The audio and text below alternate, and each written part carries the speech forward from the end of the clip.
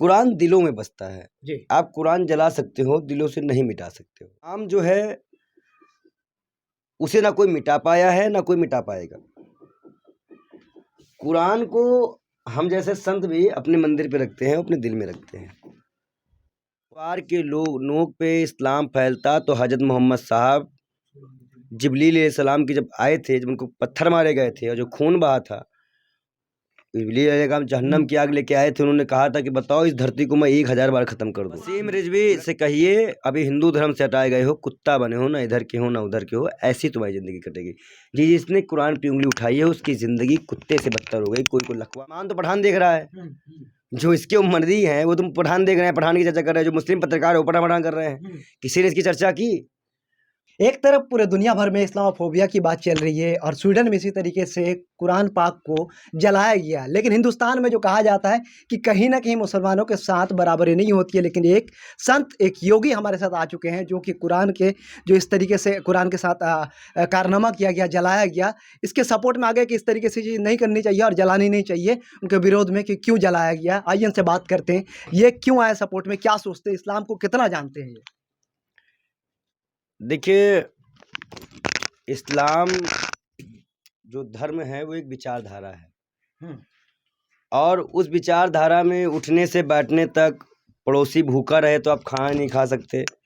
महिलाओं का इतना सम्मान, क्योंकि हजरत मोहम्मद साहब का जन्म ही गुर्बत के समय में हुआ था।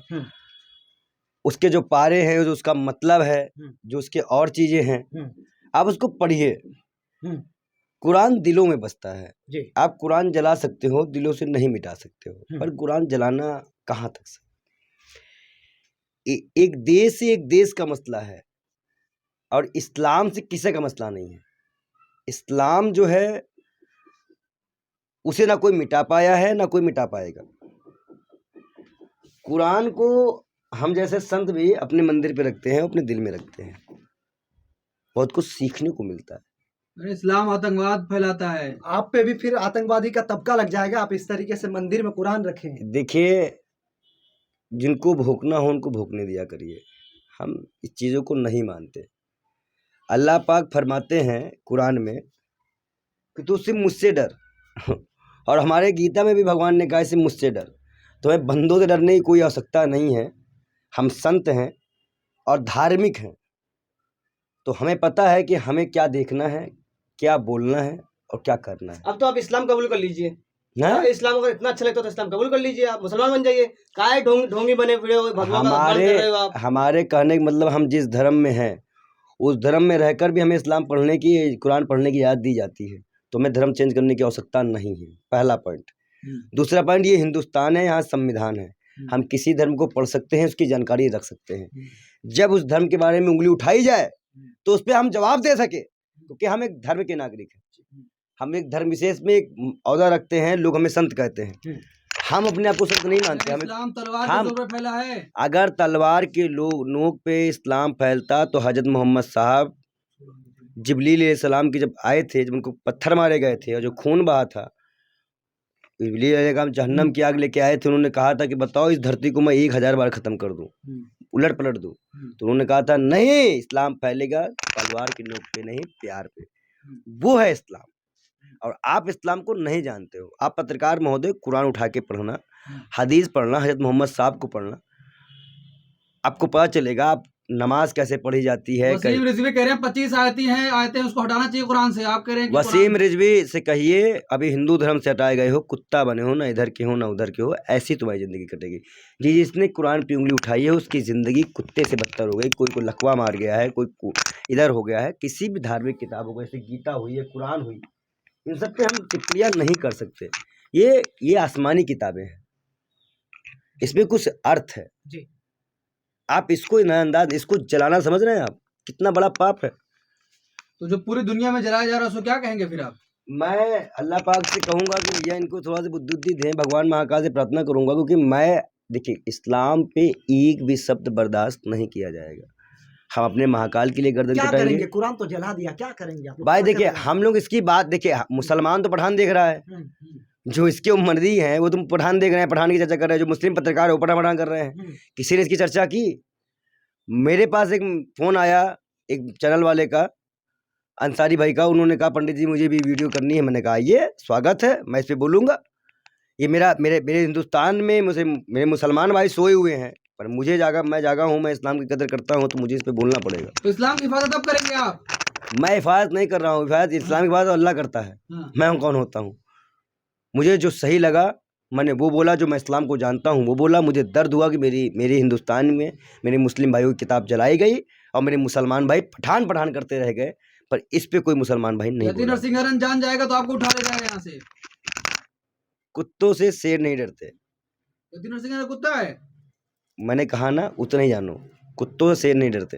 तो मुसलमान आ नहीं रहे इसके सपोर्ट में, आप एक संत होके भगवाधारी होके आ रहे हैं, क्या देखिए मतलब, देखिए क्यों ऐसा देखिए, होता है? जो संत होता है वो शांति का प्रतीक होता है। हम्म, हमारा ये मैसेज स्वीडन में और हॉलैंड में जब जाएगा आपके चैनल के माध्यम से और ये दर्शक पहुंचाएं, तो उसमें ये बात साफ जाए कि वहाँ के हिंदू और मुस्लिम ईमान एक हैं। हम अपने यहाँ से एकता का परिचय देना चाहते हैं, जैसे कि नुपुर शर्मा वाले में नबी में हमने वीडियो बना के दी थी।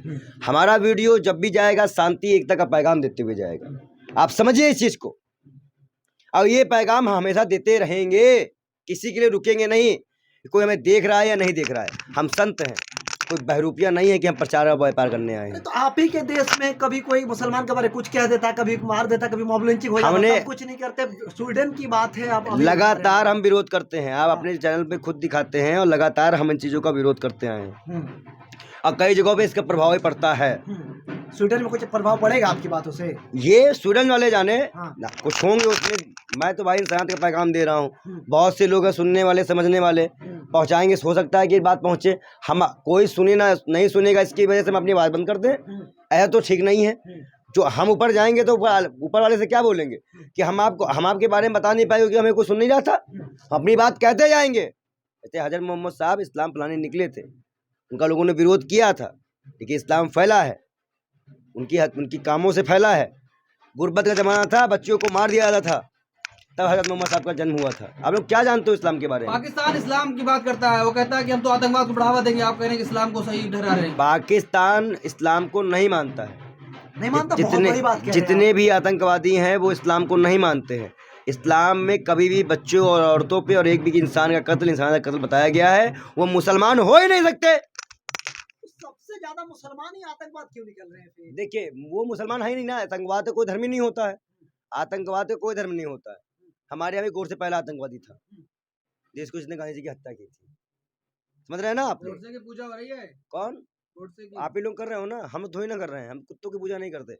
सुनिए, आतंकवादी की पूजा नहीं करते। कह दिया आपने। क्यों? बाप मान ले क्या?